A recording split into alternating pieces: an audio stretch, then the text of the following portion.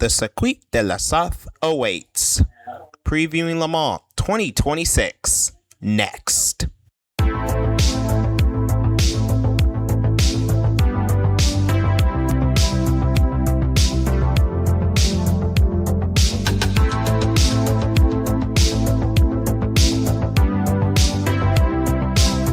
Hop in, buckle up, and get ready to lay it on the line. This is Not Speeding, Just Qualifying, a podcast that's just as fast as it sounds. Hello, family, and welcome to the Not Speeding, Just Qualifying podcast. I am your host, David Lawrence. Thank you guys so much for tuning in to listen to today's episode. Before we get started, I have a question for you. Are you subscribed to our show? If the answer is no, why? And let's go ahead and make that no into a yes. Make sure your qualifying setup is dialed in and ready to go for pole position. Hit the subscribe button on YouTube or YouTube Music. Not Speeding, Just Qualifying. Make sure you find us, subscribe today so you don't miss whenever a new episode drops.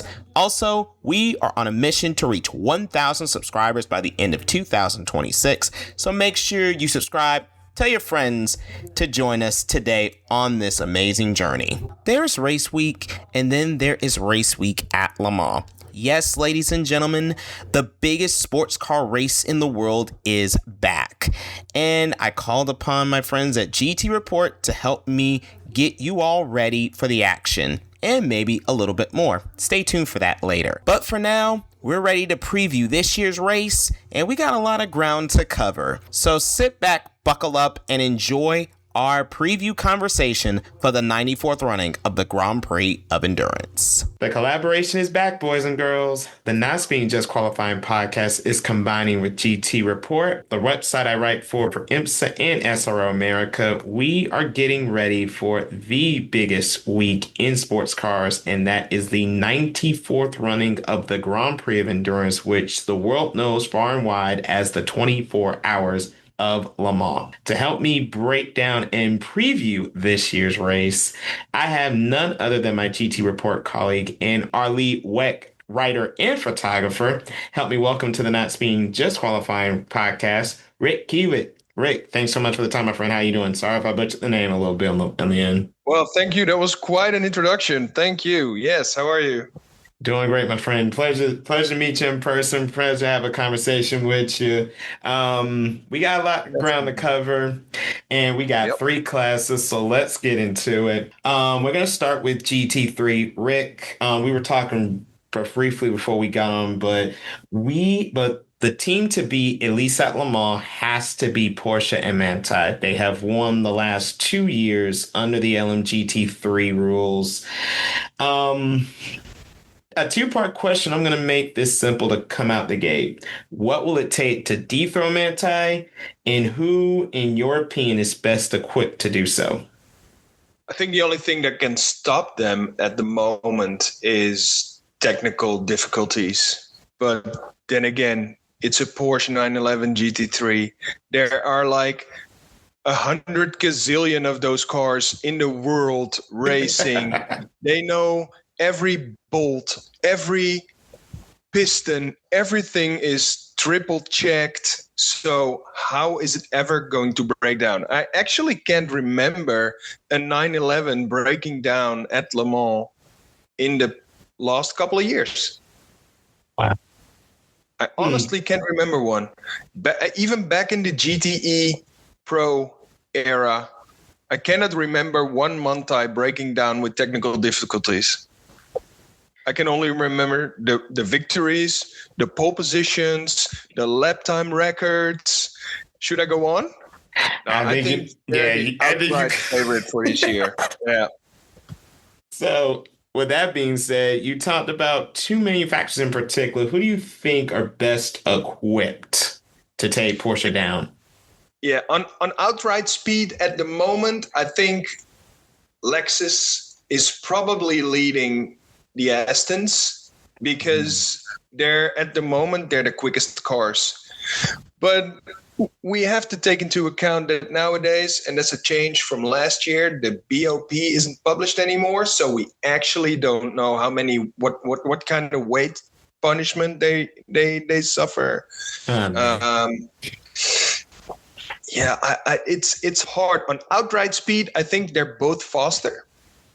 But yeah, like if there's one race in the world where it comes down to experience and calmness, knowing what to do in everything a race can throw at you, it's both Manthey and Porsche, because a lot of old people from the factory are now just joining Manthey because they have the knowledge.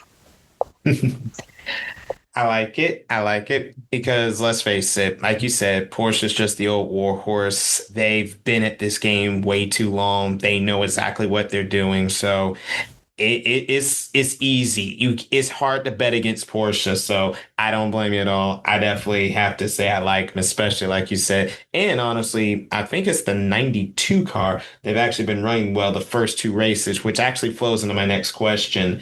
Who has surprised you or impressed you the most in these first two races in GT3? I know we have WRT that won at Imola, Garage 59 got the win at Spa.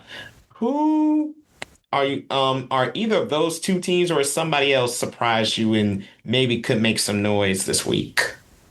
Well, actually, I think both of them are very well equipped to bring the fight to Porsche. And because what did both Garage 59 and WRT showcase in respectively Imola and Spa is consistency.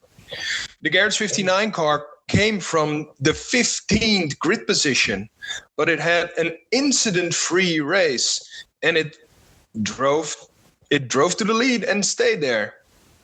Very late, but still.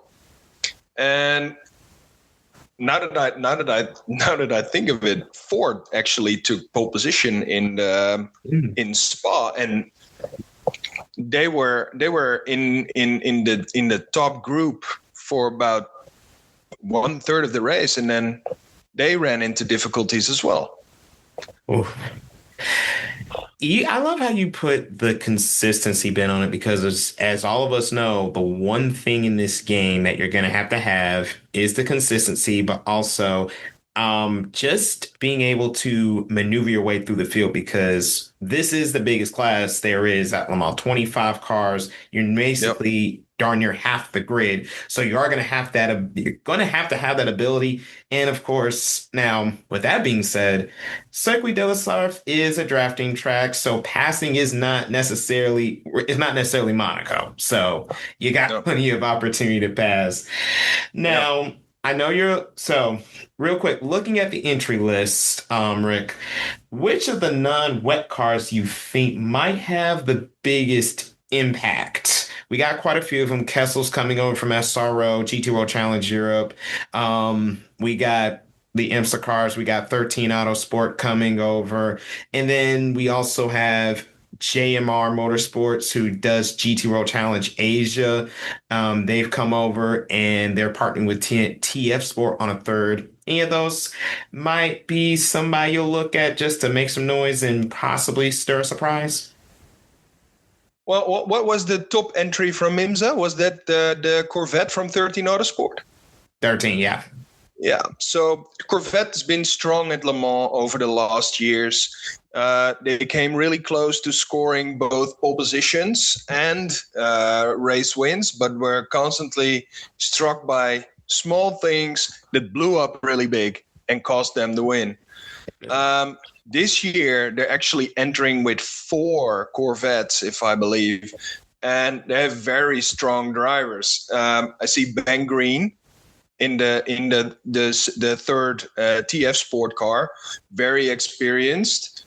Matt Bell is the most experienced in the IMSA car, right?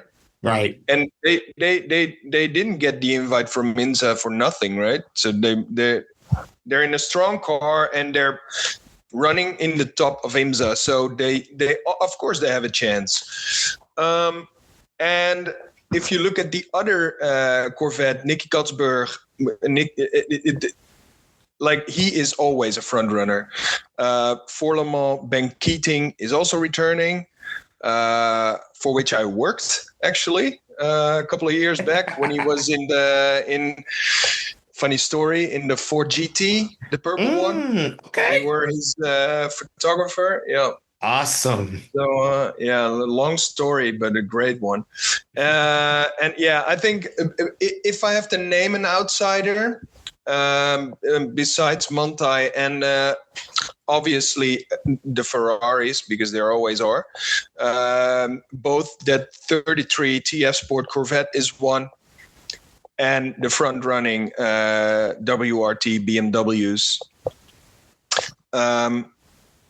Even though I don't think they're the fastest cars, I think they have the great mix between experience, but also consistency and the calmness in a race to wait when you have to wait.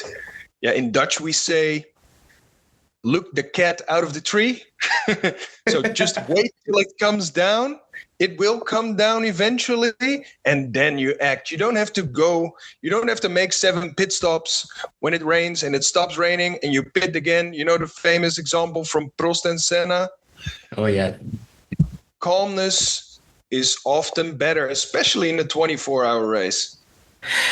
You can say that again, because Le Mans is just a track. It's way too big, way too many variables, and just so much can happen. So as you kind of are working your way through the 24 hours, it's just going to be a case of keeping that, like you said, Rick, keeping that level head. As you were mentioning the rain, the one instance that came back to my mind was 2001. As a matter of fact, 25 years ago, when we had that massive crash at just past Arnage in the opening hour, when the rain just let up on the back end of the course, but then it was sunny on the other end, and now you're trying to make sure everything's just like, wait a minute, whoa, how we going? Like you gotta, and then you gotta manage your way through the through the wet spot, but then the rest of the course is running well.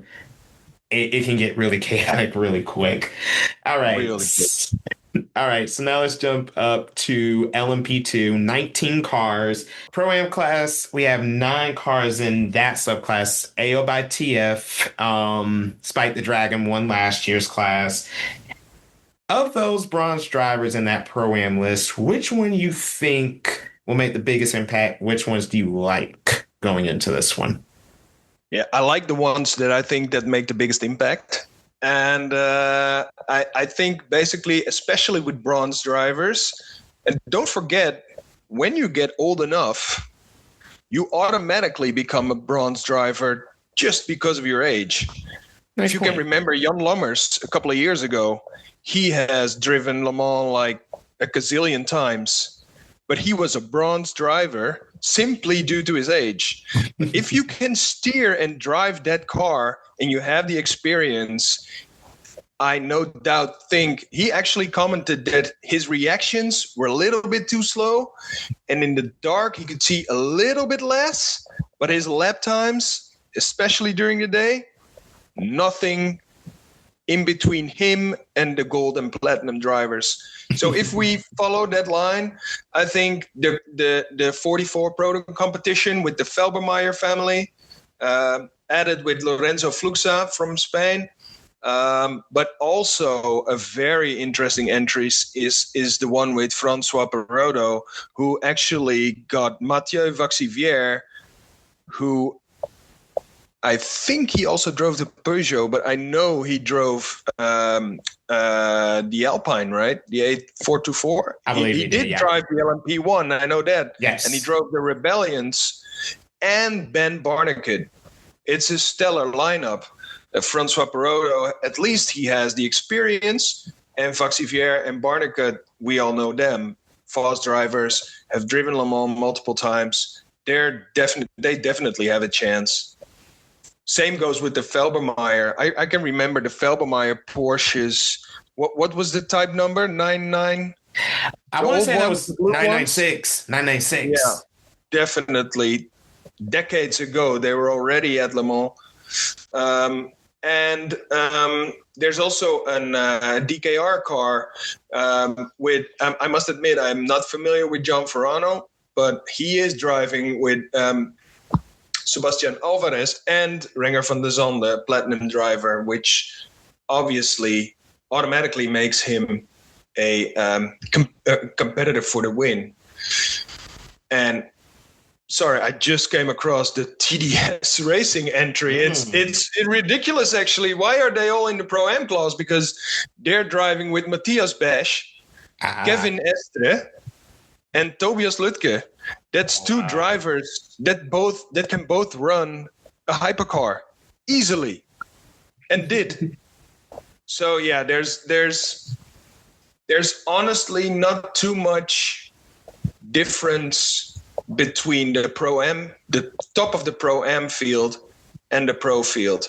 If you compare that, for example, to last year's winner, the 43, the Inter-Europol competition, the Pro car, with Tom Dillman and Nick Yellowly this year, added by Jakub Smikowski, it's not that much different from Francois Perotto and Mathieu Vaxivière and Ben Barnicoat. You're right. And that's why I love the Pro-Am aspect of just the bronze drivers, because honestly, the bronze really are not that far off. And I can come back to circle around for John Ferrano. He currently owns Tower Motorsports. So John has a team in IMSA regularly right now. He competes in LMP2 over here. So now he got a agreement together with DKR, and he definitely found the right guy in Ringer van der Zande, because Ringer's already won in GTP this year. So like I said, definitely has the right guy on the pro level. And then he also brought his regular sparring partner from his IMSA P2 program, and that's Sebastian Alvarez. Who so he has familiarity, he has speed. So I definitely think Ferrano, and he has a team that knows this car with DKR behind them. So, and actually, honestly, everybody knows the cars. Orica, we know it's just the LMP2 lottery, so I won't bore any of us with that one. Yeah. So I would honestly not even bet my house on whether a Pro-Am car or a Pro car will win. I honestly, in Dutch you can say, I won't put my hand on the fire for that, because I'm not sure who's going to win it. You can't. I honestly can't say. All right. So I'm glad you spun that, because I want to ask you this question. Let's take the big three out of it that we spoke of before we recorded, and that's United, IDEC, and Inter-Europol. Who do you see outside of those three who can compete right along with them over these 24 hours? Like they're all top teams. I remember Panis Racing having a very strong race a couple of years ago where they almost won. Duquesne now has a very strong lineup with Dorian Penn, Julian Endlauer, ex-Porsche 963, and Richard Verschoor, the Dutch old Formula 2 driver who came close to winning the championship and probably going to get the seat next year in the McLaren Hypercar. They're all stellar lineups. The only thing I have slightly doubts about is the CLX Motorsport. And then that basically also comes down to the same argument. They're silver drivers. They're very young. There is a team that has an average age of like 19 years old. But yeah, it's like it feels like the field is getting stronger by year. I can only remember when. You remember that year where the David Cheng cars almost won it? Yes. Where you had a very, very impressive LMP2 field with the Jota cars, the David Cheng cars, the United Autosports cars. That was the year. Yep, and I know exactly one. And they almost won it outright because Toyota almost swooped it up. Yeah. Oh, what But kind of yeah, pain would you want? it's such a strong field, and as usual, or I wouldn't say as usual, but it happened before that the actual most exciting part of the race was in the LMP2 field. Simply same cars, same engines, proven technology. They don't break down. They simply don't. They keep running. And that's the fun thing about Le Mans. Sunday, starting from 11, 12 in the morning, you see a DKR car running with a APR engine hood.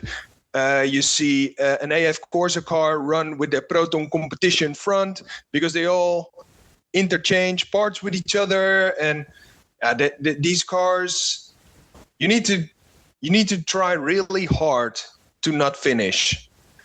You actually need to total it against the guardrail, I think, if you don't want these cars to finish. So, yeah, it's so competitive, and there are such great drivers in this field that actually outrank some of the hypercar drivers, which is ridiculous, basically.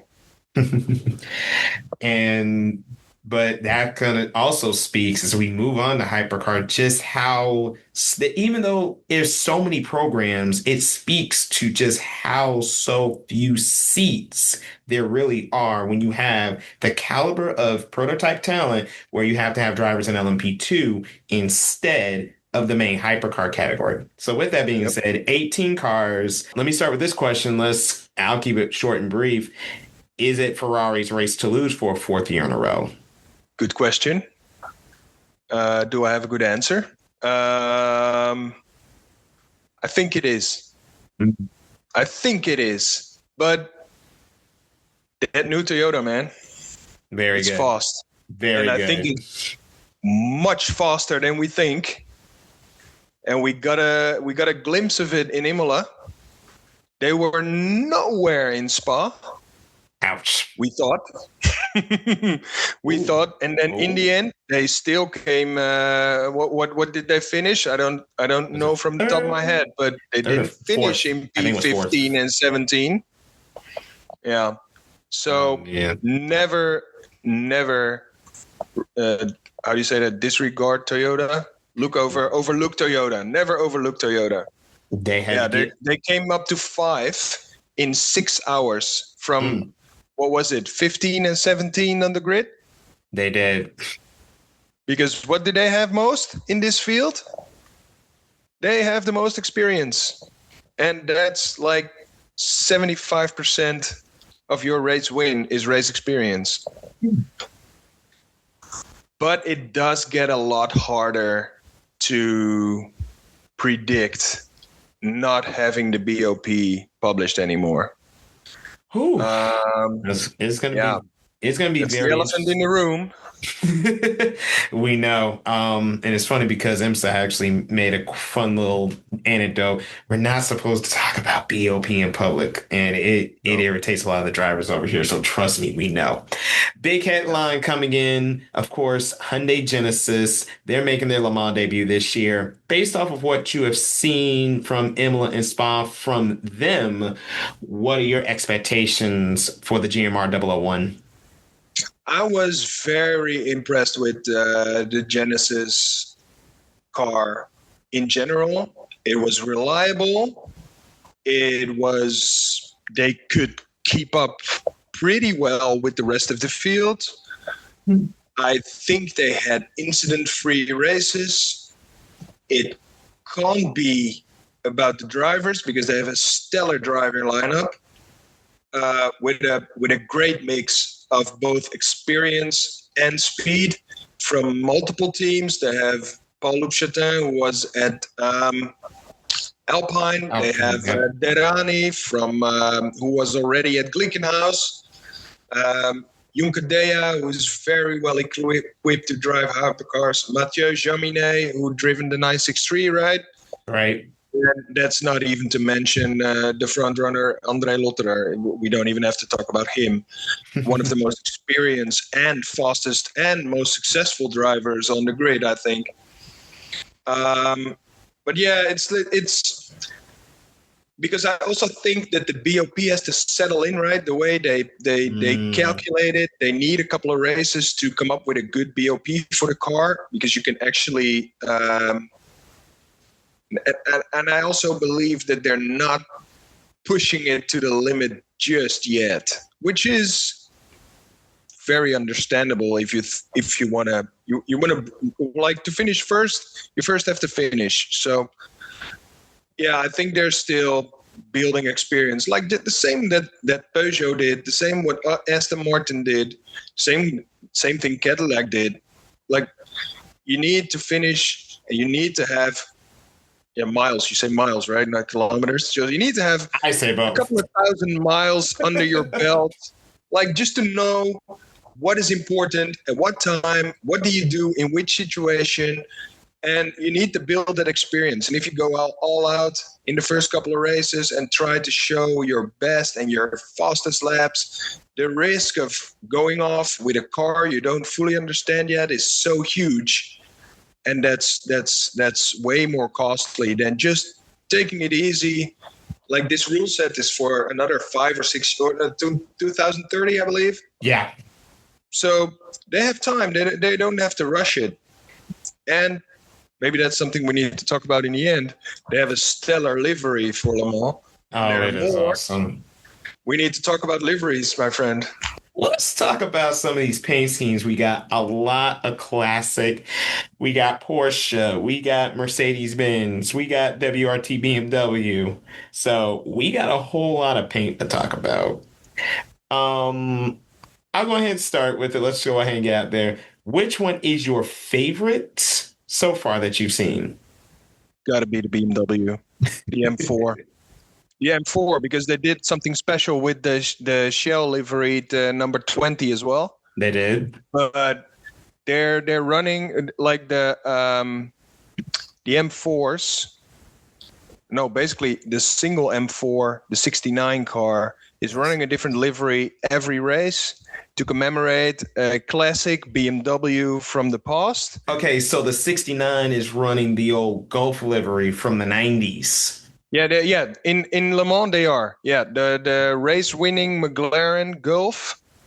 The Golf the McLaren F1, that one with that, they're running that livery. Yeah, because that was a BMW powered McLaren.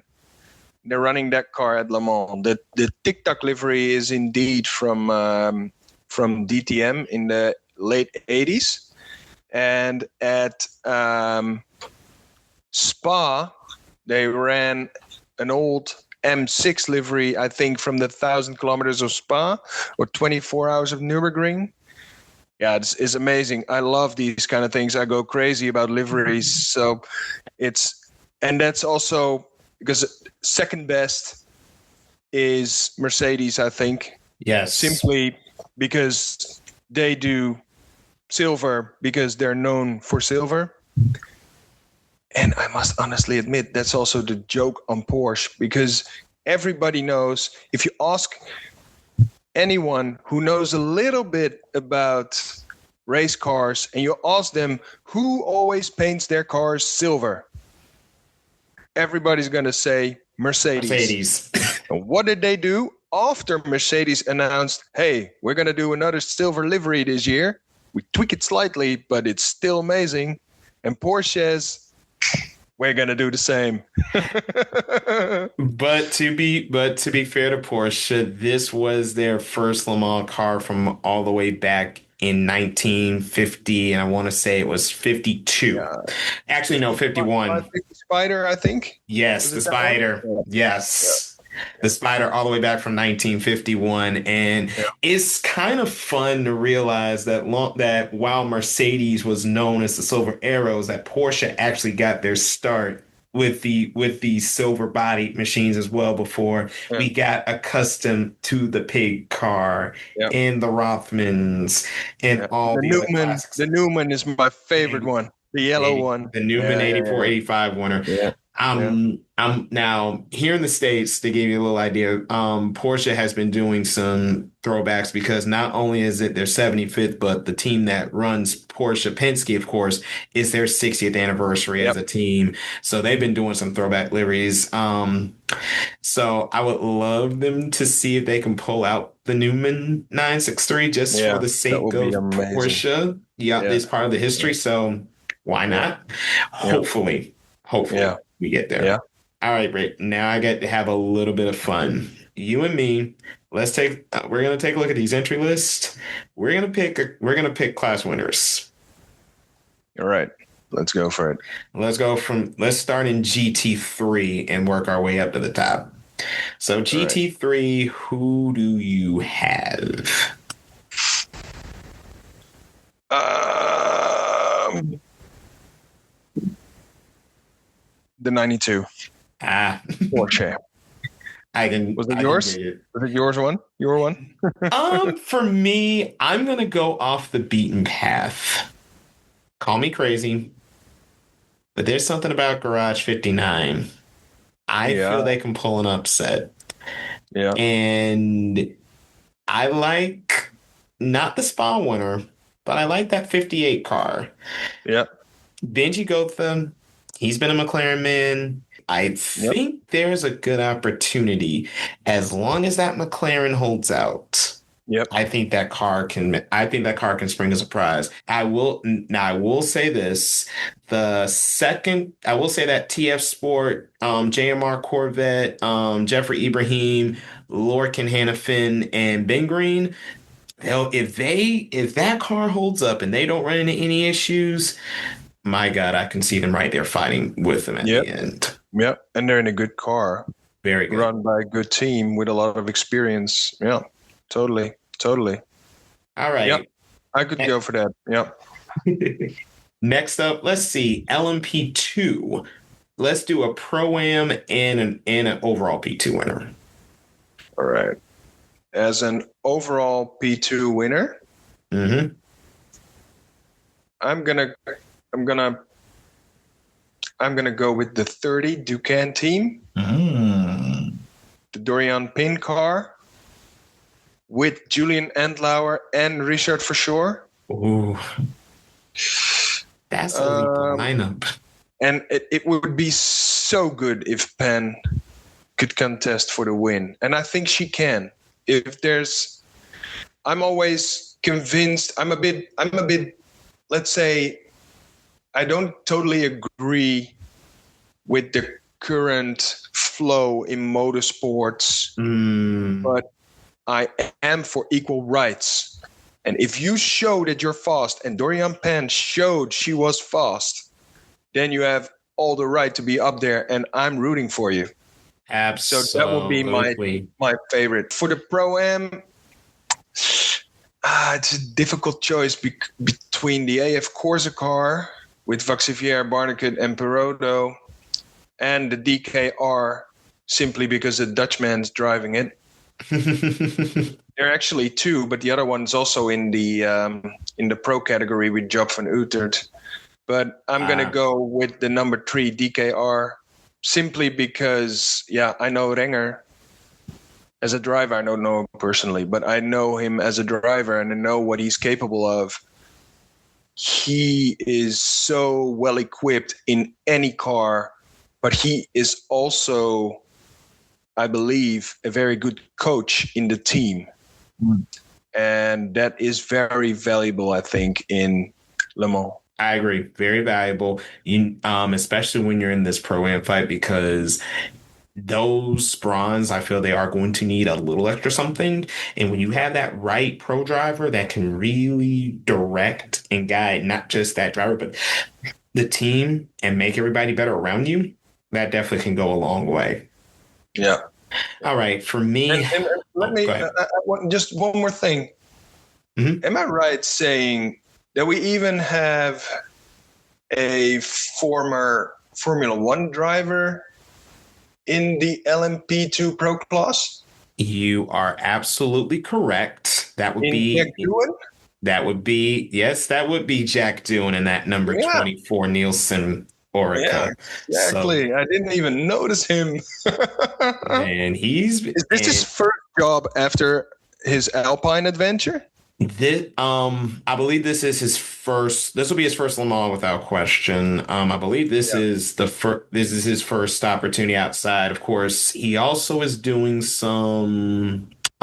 He's also test and reserve for Haas. Ah, So interesting to see where he will fit in their plans as things go about, because I'm pretty sure you've heard the same rumors I have been. Even though they squashed it in public, we all know there may be a little bit more to it. yeah. So let's see. Boy, for me picking this group, there are I like where you went with Duquesne because that's very strong and potent. Also, Proton Competitions Pro Car, Jonas Royd, Harry King, Kaku Ota, I'm very high on, especially after seeing him stateside here in IMSA. Mhm. But call me crazy. I think that number 22 it's going to be very hard for me to bet against Yeah. them. Mikkel Jensen, he helped that team actually win the Sebring 12 hours early this year over here in the U.S. Rasmus Yep. Lin, he also helped United Auto win the Daytona 24 hours a couple years back. And then Yep. you round out this group with Gregoire Saucy, who is a McLaren junior who is very promising and showing a lot of speed. And honestly, I think like Jensen, Tested the Hypercar last week. yeah, and you were barking right up the tree I was at. I think he's primed for one of those 6 seats Yeah. in that McLaren Hypercar program for next year. A great Le Yeah. Mans showing will go a long way to making Yeah. sure this Yeah. is Just like Michael Jensen is also in the program, right? Yep, he's He also confirmed. tested last week, I think. Yeah, Jensen and Van Thor are the two confirmed ones for those. Yeah. So Yeah. definitely like where they're going with that one. So United definitely keeping theirs close to the vest. Yeah.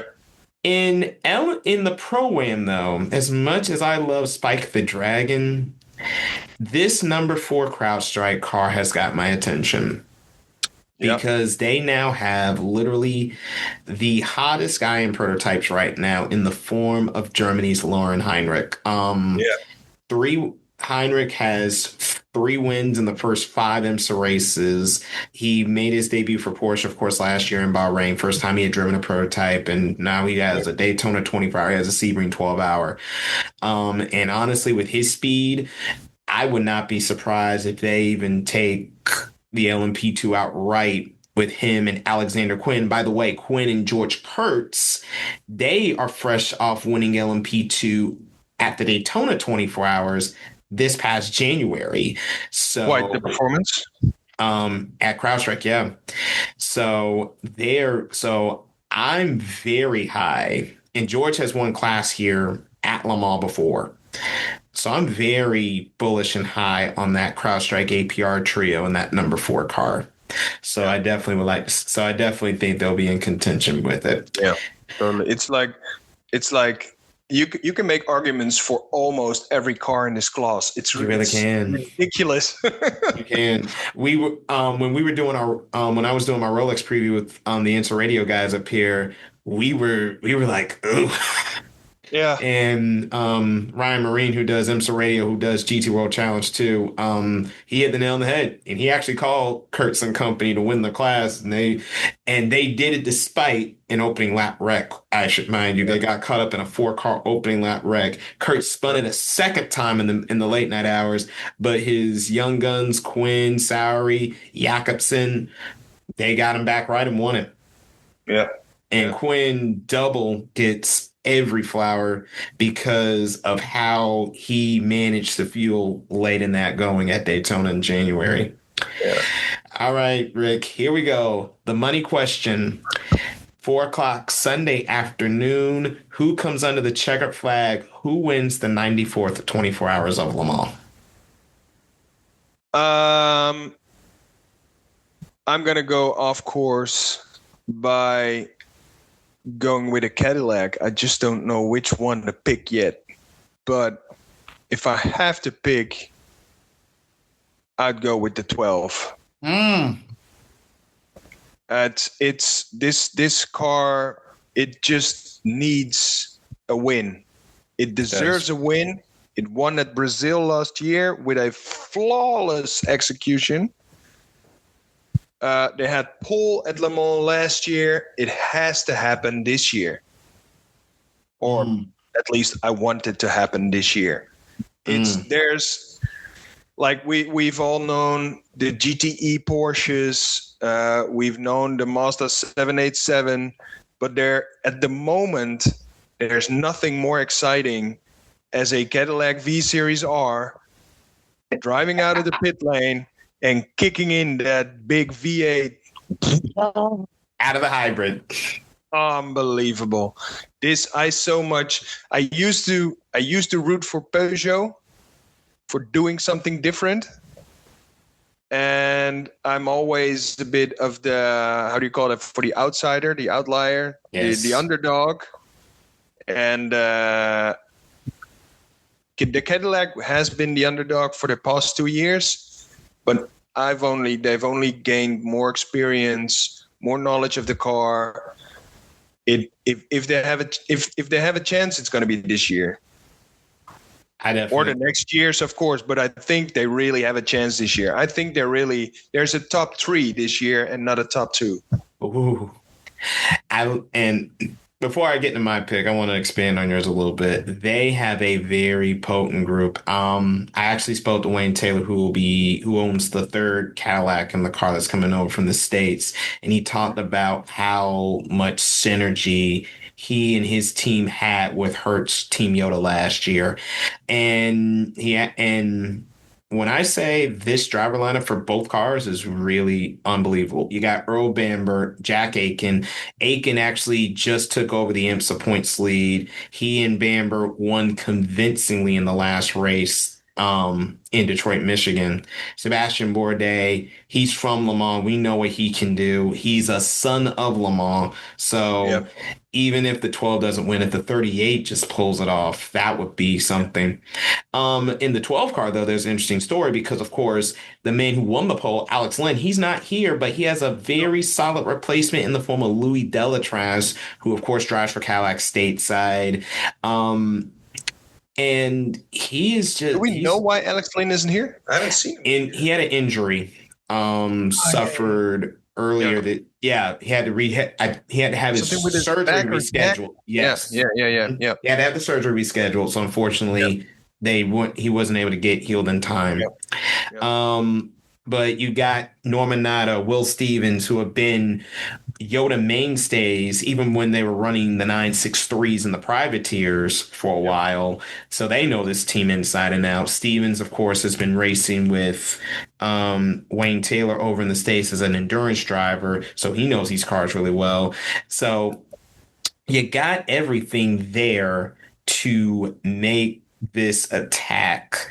And really, with the speed, and I feel like Cadillac's been holding back, and I sense Cadillac has been holding back a little bit through those first 2 races. I know they got speed, but we saw that speed at Le Mans last year. The biggest thing is, and you've mentioned it numerous times, how will that BOP, now that we outsiders can't see it anymore, how will that fare? And honestly, the BOP could become a saving grace because we know they were fast last year in practice and qualifying, but something in the race just was off for them after that. So hopefully, keyword, this year will come right for them. Yep. All right. There's one more particular thing why I think the Cadillac has a better chance this year. And I'm almost certain a lot of people notice this, but compare a photograph of the rear wing of this year's car with last year's car and see what the difference is. They've brought down that rear wing so low. Ooh.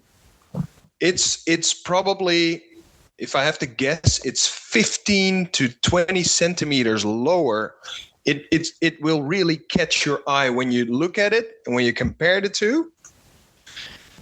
And that's only for one reason. That's for the same reason why Peugeot built a car without a rear wing.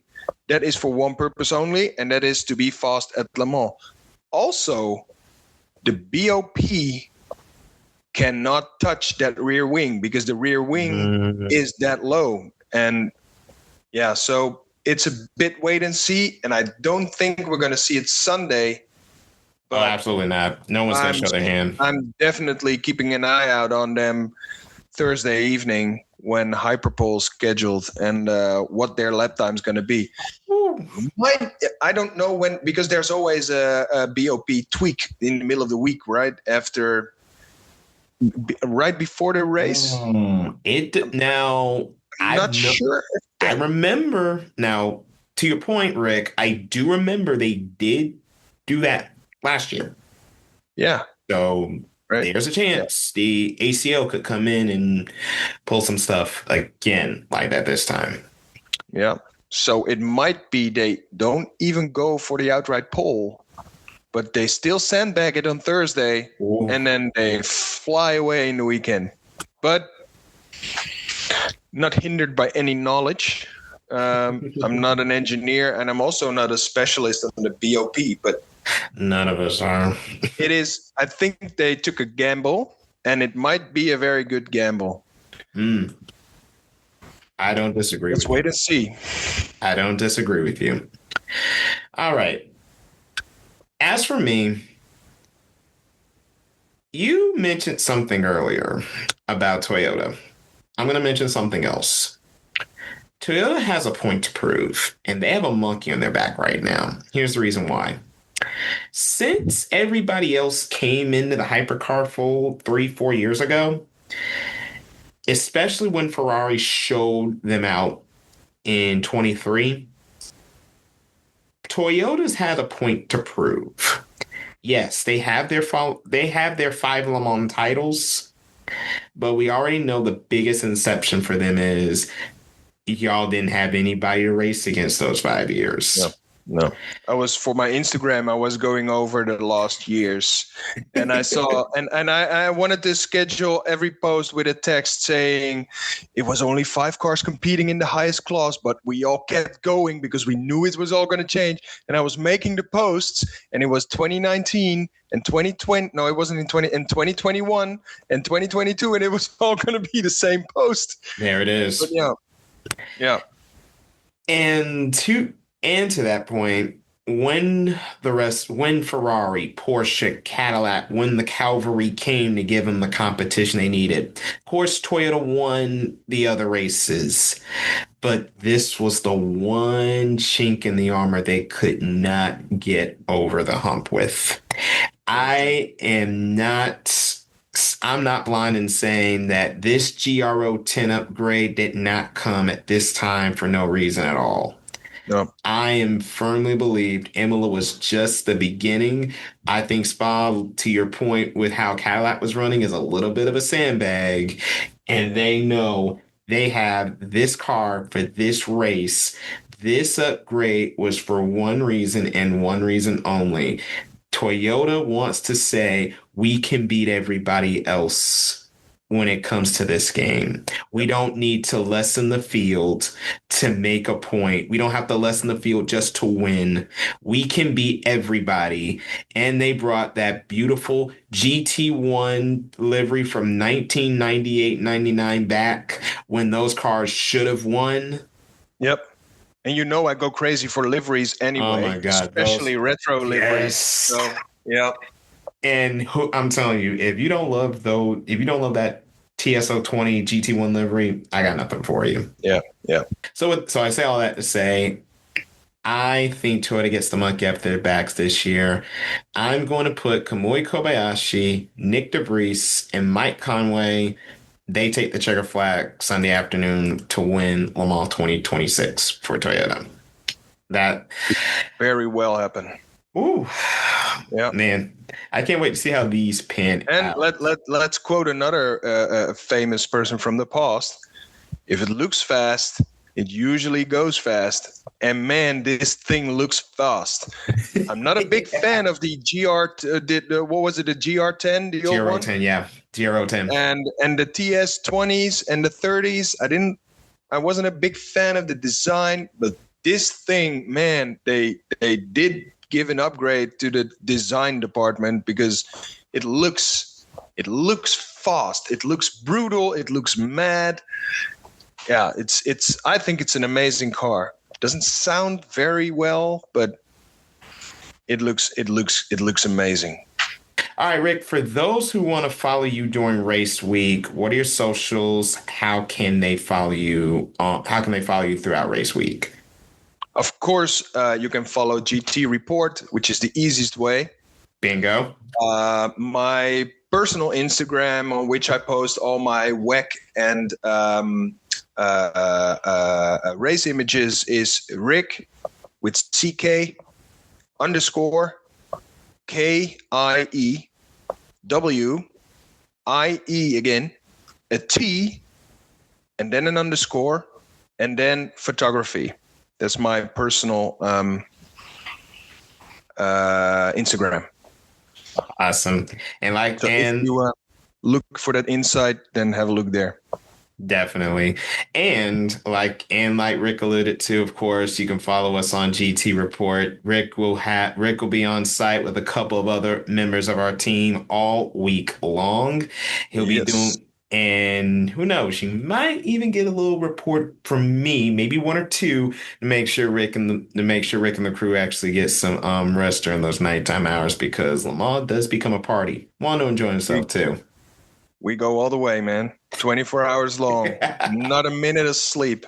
Oh, man. And we are looking forward to it. We are so looking forward to it. In my early years, I always tried to catch like 3 or 4 hours of sleep, even in the media center under my desk. But that only makes you more tired than going on and on 24 hours straight. It's easier than taking a nap, because you wake up devastated. It's the adrenaline. Yep. You got to keep that adrenaline going from 4 p.m. to 4 p.m. It cannot let up. Well, Rick, hopefully, I'll talk to you more off, but definitely think we'll be able to do a post-race episode with these, because we're gonna have a lot to break down come Sunday, Monday, when we can get around to it. Rick, thank you so much for the time. Looking forward to you all being on the ground this weekend. And hey, have fun, enjoy Le Mans, and we'll talk to you on the other side. We'll definitely talk later. It was a pleasure being here. And let's schedule the next session. It's going to be amazing. Have fun on the stateside, and we'll talk soon. My huge thanks again to Rick Kieweit, my colleague at GT Report, who covers the World Endurance Championship for our site, for taking time, sitting down, and having a pretty thorough and a little bit of a fanboy conversation.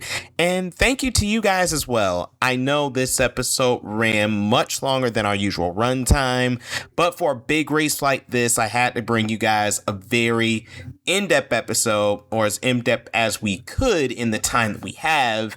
So again, thank you guys for making it this far. I hope you were thoroughly informed, entertained, and looking forward to this weekend's action. We're dropping this episode on Wednesday, which means today begins the race weekend in earnest. Today there is free practice 1, qualifying round 1, and free practice 2. On Thursday, free practice 3, the hyperpole sessions for all 3 classes, and then a free practice 4. Friday is a rest day with the driver's parade off track. And then, of course, Saturday, warm up in the morning before the tricolor flies to start the 94th 24 hours of Le Mans at 4 p.m. Central European time. For us Americans, that'll be 10 a.m. Eastern, and you can watch the entire 24 hours on True TV or on HBO Max. You can also watch anywhere in the world on FI WEC Plus, the championship's official streaming service. If you want to watch the race on terrestrial networks wherever you are in the world, go to the World Endurance Championships website, and they will give you the networks that will be covering the race in your territory. Also, if you do want to catch the on-track action Wednesday and Thursday, make sure you subscribe to FI Wet Plus. They have a special Le Mans only subscription, 20 euros, which for us Americans is about $22 to $25. I think it's a well worth the purchase, so definitely make sure you go ahead and snatch that up today. Family, we have reached the end of today's episode. Thank you guys so much for listening. Before we go, just a reminder, number one, follow us on our social medias. On Facebook, we are at the Not Speeding, Just Qualifying podcast. Everywhere else, X, Instagram, Blue Sky, TikTok, we are at the handle at NSJQ podcast. Secondly, do you have an idea or a series you want us to cover on this show? Email us at dalmotorsports@gmail.com. Again, that is dalmotorsports@gmail.com. Number three, as we said at the very beginning of the show, make sure you like and subscribe to us on YouTube and YouTube Music so you do not miss whenever new content for the pod comes out. And remember, we are on a goal and mission to reach 1,000 subscribers and 1,000 followers on each of our social media channels before the end of 2026. During the interview, you heard Rick mention his social media handles. We'll drop the social media handles to Rick and to GT Report in the description box in the show notes. You will also find my personal social media handles there as well. I'm David Lawrence, and this is Not Speeding, Just Qualifying, a podcast that's just as fast as it sounds. Until next time, you're not living life to the fullest until you're going flat out. Enjoy Le Mans, everyone. Au revoir.